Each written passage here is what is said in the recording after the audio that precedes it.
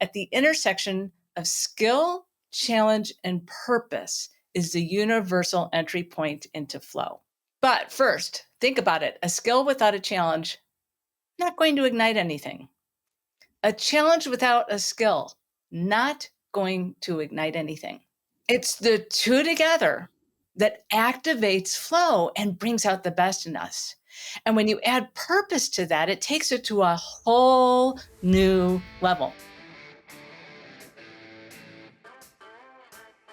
Good morning, HR. I'm Mike Coffey, president of Imperative, bulletproof background checks with fast and friendly service. And this is the podcast where I talk to business leaders about bringing people together to create value for shareholders, customers, and the community. I've long been interested in the idea of flow or being in the zone, that a person can enter into a focused state of mind where you're firing at all cylinders, you don't have any distractions or you aren't looking for any, and you just get shit done, whether that means being creative or simply moving through your to-do list, checking things off. Joining me today to discuss the flow state and how to build a work environment that supports it is Diane Allen. Diane is author of Flow, Unlock Your Genius, Love What You Do. She's a concert violinist and spent 15 years as the Concertmaster at the Central Oregon Symphony.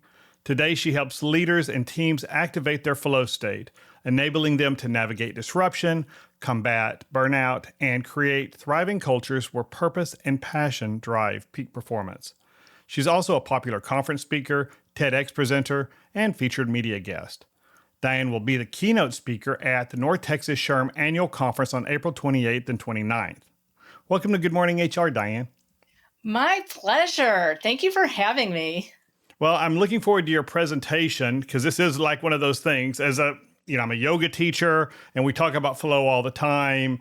I always, often speak about at the beginning of a class, whatever happened before you got here today, whatever you got planned for later on in the day, set that outside the door. Let this next hour just be you and your flow. And what I'm talking about there is, focus on your body, on your breath, and just being fully present.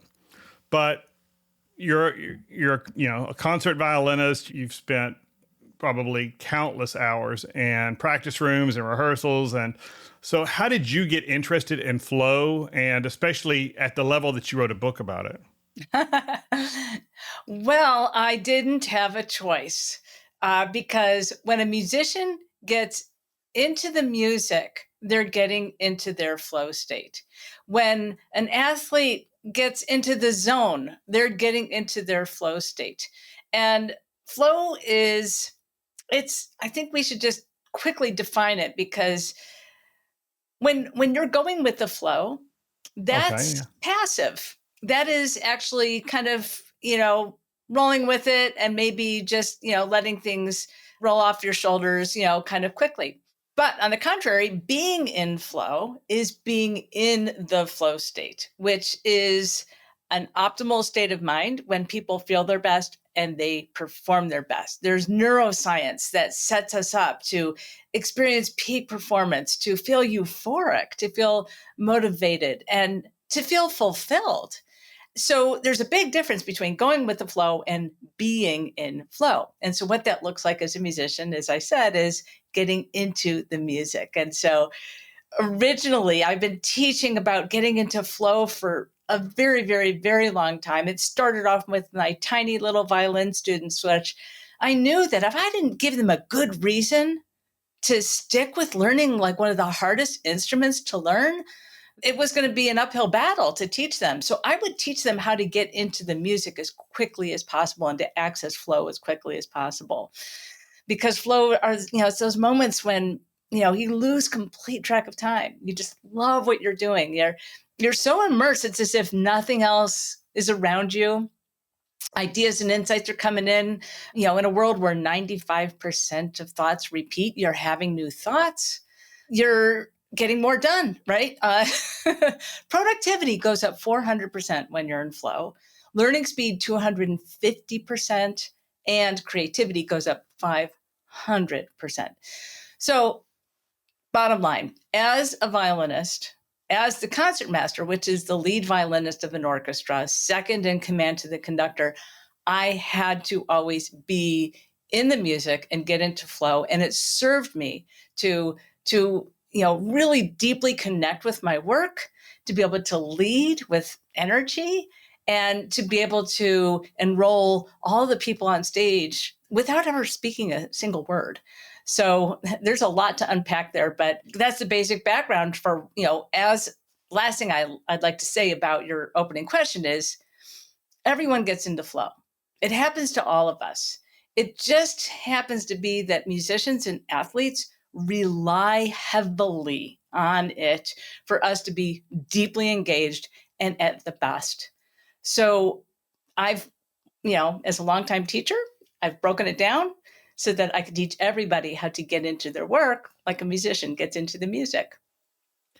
So is that ability to get in that flow, is that limited to something that you really, really care about? And I mean, you're really passionate about, and is it like just a personal anecdotal experience, or is there science around it to say, this is what it looks like physiologically when you're in flow? Yes, to all of that. Okay. Yes. Physiologically, what happens is that the peak performance hormones that get released are anandamide, endorphins, dopamine, serotonin, and norepinephrine. This is what sets people up to, be at their best and experience, these moments of it's to the point where your inner critic is even gone, right? Your fight or flight response shuts off. So you feel uninhibited, you feel fearless, and you're just basically rocking it. It's those moments when you get more done in 30 minutes than you had in the last 3 days. That's an example. And I think everybody has experienced flow. Key indicators of flow are losing a sense of time, losing a sense of self, those ideas and insights coming in from out of the blue, things coming together with the sense of ease. You're in a positive feedback loop. So a negative feedback loop is when you're pouring yourself into your work and there's no energy coming back and you get drained. Positive feedback loop is your work is so rewarding, it ends up refueling you. And overall, you feel more whole, happy, and fulfilled. Is it mostly around creative enterprises then? Or is it also, I mean, if I'm an accountant or a bookkeeper, let's say, and I'm entering ledger entries all day long, is there flow behind that? Or is it really just more on creative work? Yes, to everything. I'm batting 1,000 a day. Every time I've spoken at a lot of SHRM conferences, and whenever I say, raise your hands, how many of you lose your all sense of time when you're working on an Excel spreadsheet? There are people, I would say a good 30 or 40 people who shoot their hands up, right? So the way I like to describe my thought leadership on flow, which stemmed from a very embarrassing experience where I was at a concert, I had a massive interruption, and I kept going, but once I got going, I was completely disconnected. I was literally going through the motions. I was just playing the notes. So, that's the difference between doing your job and really engaging in your job, right? And it was very disturbing. And that night, I literally sat down to reverse engineer how you get into flow, because flow falls under the umbrella of positive psychology. And positive psychology, it's all about taking a look at what's working well in your life, reverse engineering it so you can create more of that goodness. And I was just so embarrassed. And I knew that if I didn't crack this nut, right, if I ever had a bump in the road like that again, that I would really benefit greatly if I knew how I uniquely got into flow. So I came up with, just sitting on the couch, literally grilling myself with questions. And I realized I was asking myself 3 questions. Where am I when I get into the flow state the most? What am I doing? On the outside, I'm playing the violin, but on the inside, I had to think about it. And I realized, it's a lot like reading out loud to my son, sharing the message and sharing the experience together. And I was like, well, that feels exactly what it's like when I am, deeply engaged with the music and providing that musical interpretation that people expect. And then I was like, okay, well, that feels right. What about those concerts when I'm moved to tears? And I realized there was a pattern to those concerts. They were always audience sing-alongs. And I realized there's something about a group of people. I experience it in yoga class too. When you have a group of people doing one thing together, right? It unifies you. And, that just brings out the tears. And that is my purpose. So knowing that, what I call flow strategy, what you do on the inside is your most compelling internal self-motivator. It's that thing that makes you tick. It's like your secret sauce. And when you could define what that is for yourself, you can shift into your flow state on purpose. And when you can also define what's so meaningful for you, your why, so many different people say, figure out your why, right? In this case, I'm like, why is it so meaningful? And it's usually the values that are so lofty that pull the best out of ourselves, like peace and love and unity and freedom and equality, right?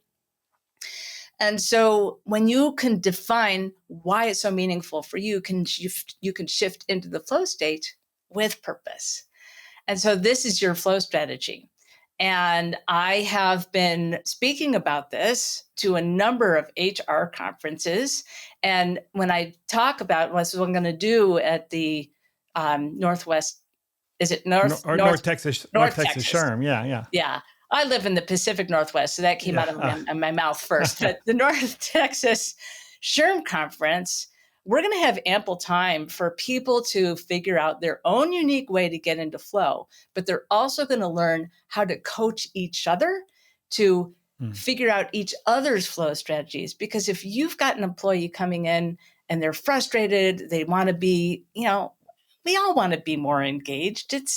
Having it be meaningful experience, you'll have tools to coach you through the experience. So if flow is that, that internal focus, that connection with a purpose, what kind of things distract or interfere with from being in flow? Interruptions. Okay. So that's a workplace 101, right? They are the number, especially quick questions. Yeah. Here's the difference. If you know how uniquely get into flow, then when you do have an interruption, you can get back to it much quicker.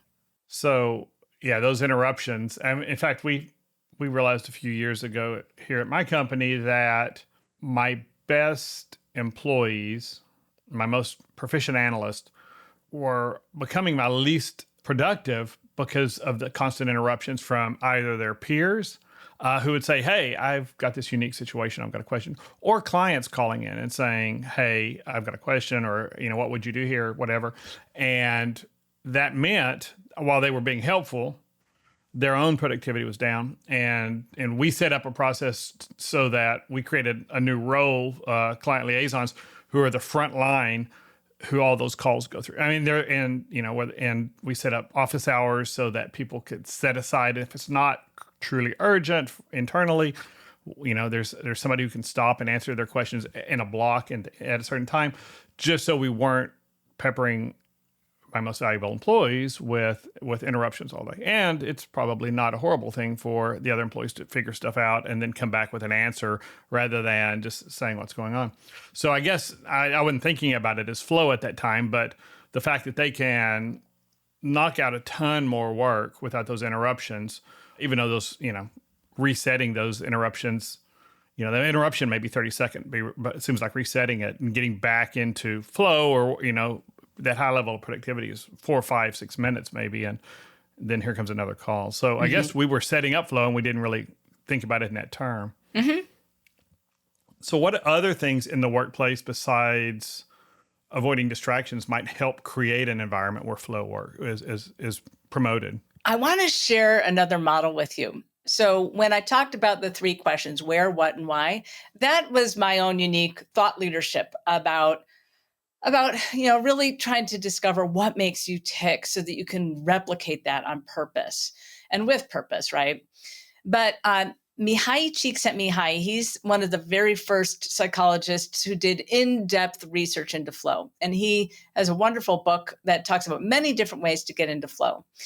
And I like to share this one every time I speak because you should see the light bulbs going off in people's heads when they hear this. So according to Csikszentmihalyi, at the intersection of skill, challenge, and purpose is the universal entry point into flow. Okay, wait, So that's skill, I'm sorry, interrupting your flow, but skill, challenge, and purpose. Purpose. Okay. Think of a 3-circle Venn diagram, right? Okay. But first, think about it. A skill without a challenge, not going to ignite anything. A challenge without a skill, not going to ignite anything. Except frustration, right? Yeah. It's the two together okay. that activates flow and brings out the best in us. And when you add purpose to that, it takes it to a whole new level. And volunteer work is a perfect example. You've got a group of people with a variety of skills coming together to face a challenge and doing it all for a purpose. And in this environment, we know people love volunteer work, like bring on the hard work, right? There's collaboration. People who don't even know each other come together. Ideas and insights are popping. You've got all those key indicators of being in flow. So how can you create that into your daily life? It's simply to use that as a lens to look through. Maybe you can use skill, challenge, and purpose as an assessment tool or as a planning tool. And so I have a few examples I really want to share with you. Let's start with Alaska Sherm. Okay. There was somebody in the audience who was the person who viewed all of the workplace injury forms, right? This was their, piece of the puzzle that they had to see all these forms and, do the work that they do with them.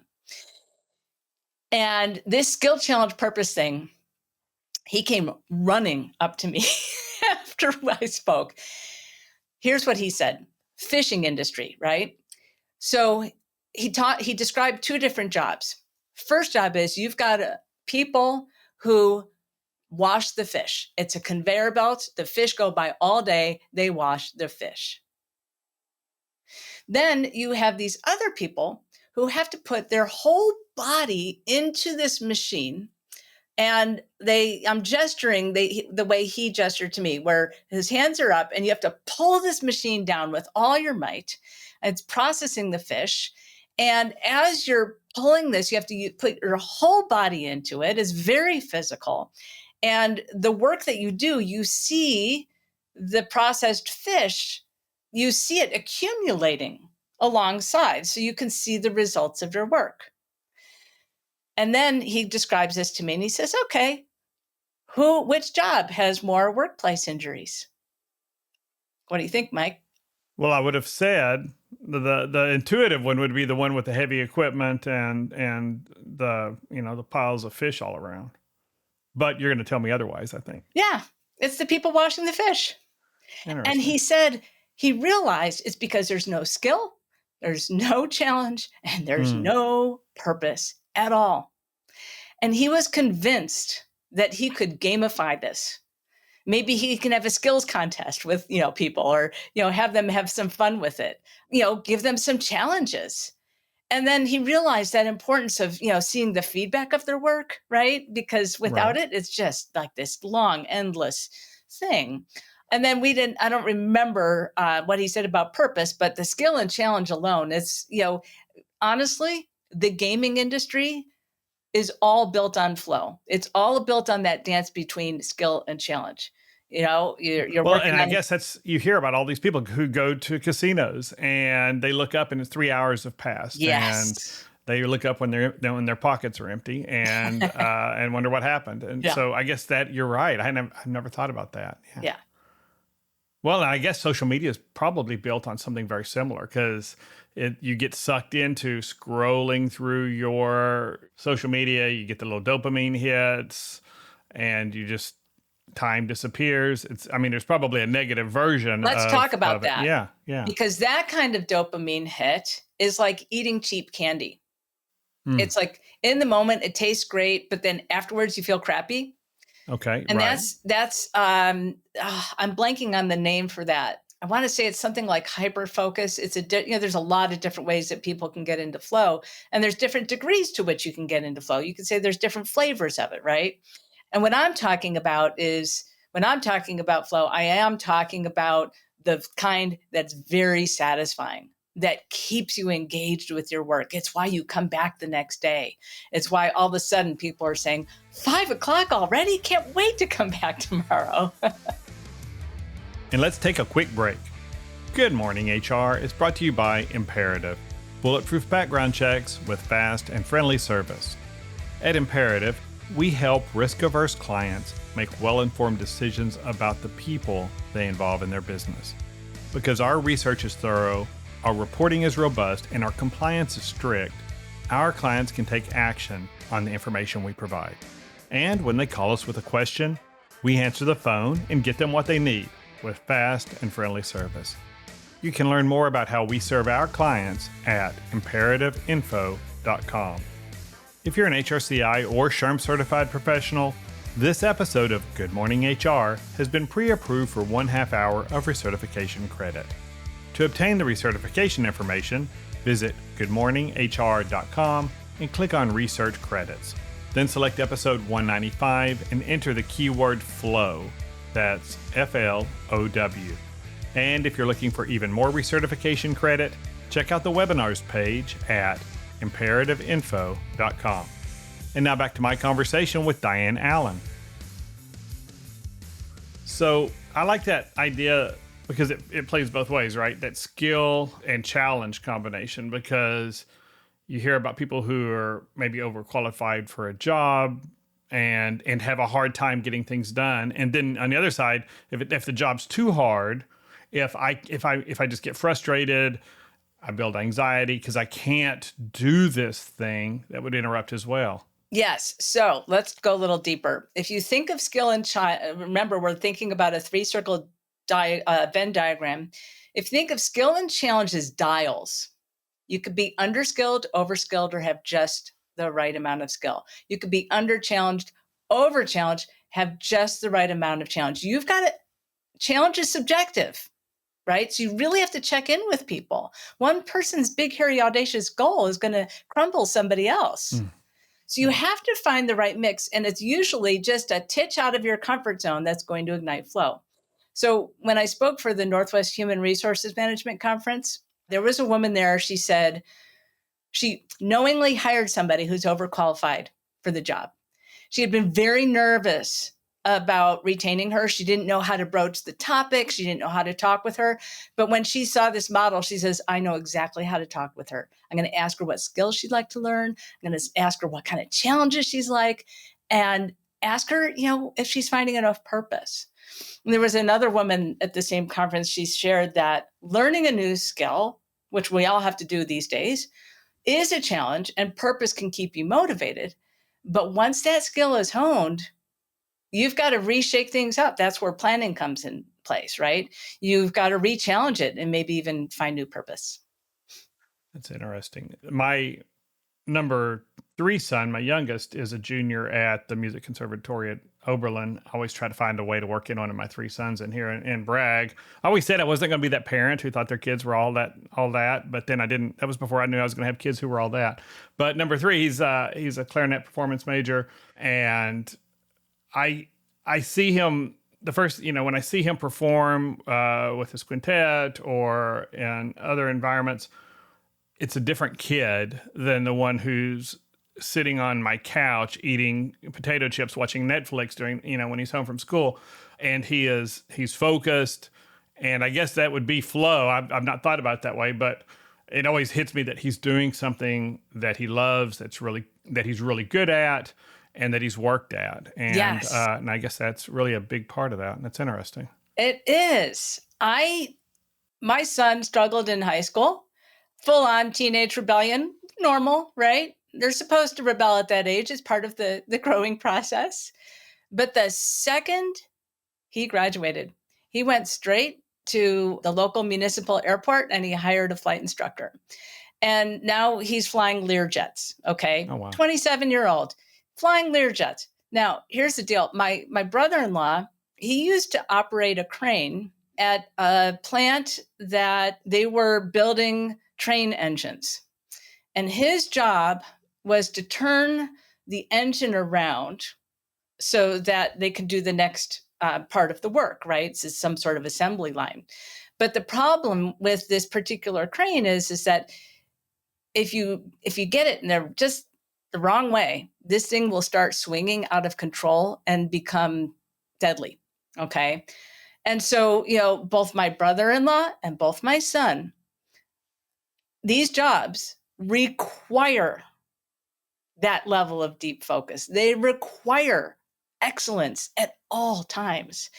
And so, I had talked earlier about, as a violinist or as an athlete, that we rely heavily on being in flow. And when you see your son in flow, I've seen my son in flow. I know my brother-in-law had to be in flow to do that job. But not everybody has a life or death, right? Well, yeah. Experience, with that their job is a life or death thing.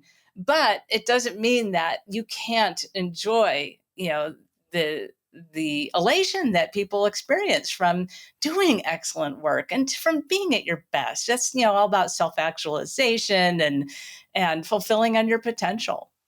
So let's talk about group performance Yes. then and group flow, because like I've individually people can be in flow, but then you get Miles Davis, John Coltrane, Cannonball Adderley, Bill Evans all together in 1958, and you get Kind of Blue, and one of the best jazz albums of all time. And you listen to that, and all four of them were clearly in flow, but they were also listening to each other. They're playing on each other. How does a group flow? How do you create a group flow? How does that happen?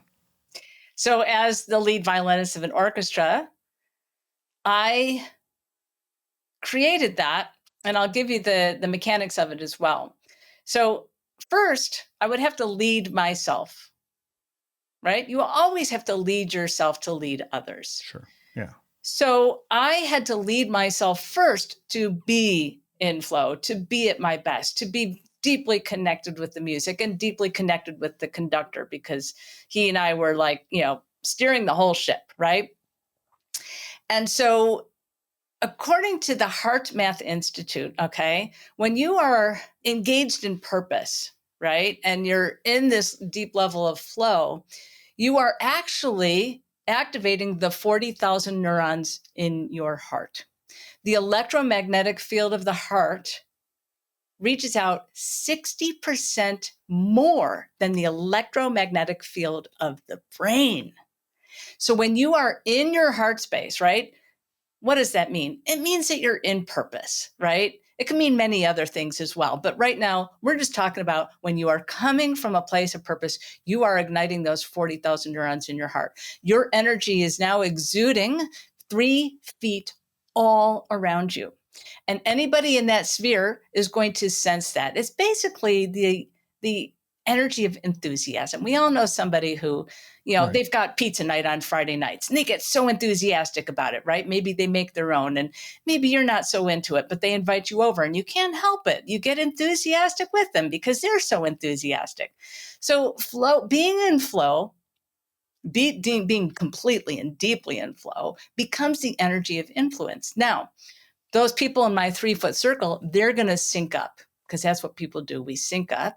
Now they are exuding their 3-foot circles around them. The people behind them, it becomes this ripple effect to the point where the audience gets looped in as well. And that's how you ignite group flow, by first leading yourself to lead others.